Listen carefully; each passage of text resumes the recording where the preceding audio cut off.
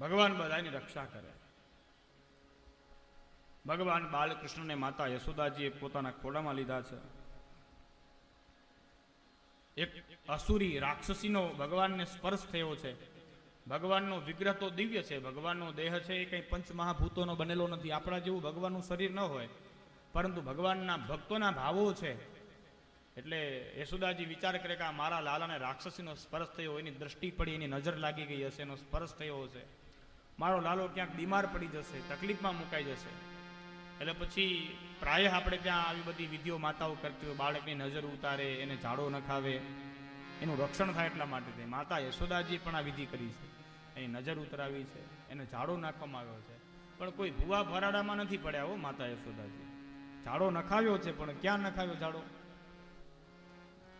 ગૌ માતા પાસે.